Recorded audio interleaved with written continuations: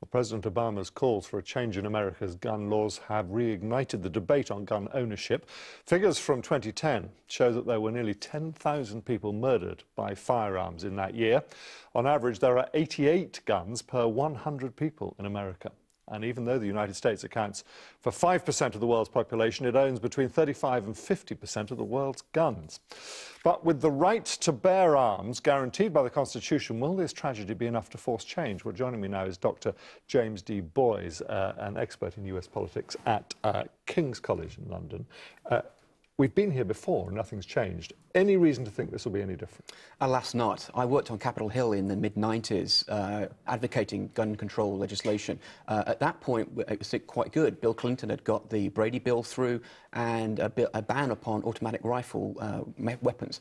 That was allowed to lapse in 2004 under George W. Bush, and there's been nothing serious done to date to get that reinstated. We'll have to see whether anything changes in light of this incident. So if there's been any movement recently, it's been towards loosening of the gun control laws? Very much so. The National Rifle Association, who are very much advocating the right to bear arms, were up in arms, quite literally, when Bill Clinton got this piece of legislation through.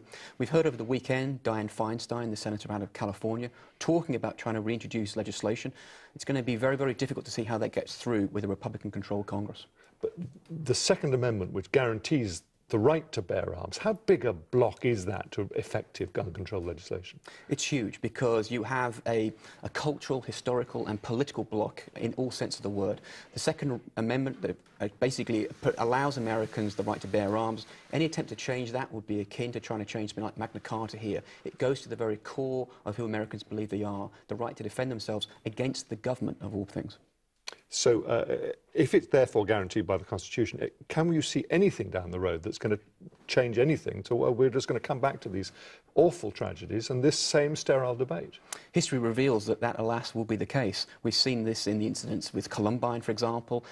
Every time something like this happens, whether it's presidential assassinations or murders in cinemas or schools, we go around asking a question, how can this be allowed to happen? Nothing gets done because there's not the political will or ability to get anything done, and then something 6 to 12 months later on will come up again and we'll be back at square one. Fascinating talking to you, even if the message is rather a depressing one. Sorry about James Boys, thanks very much indeed for joining us.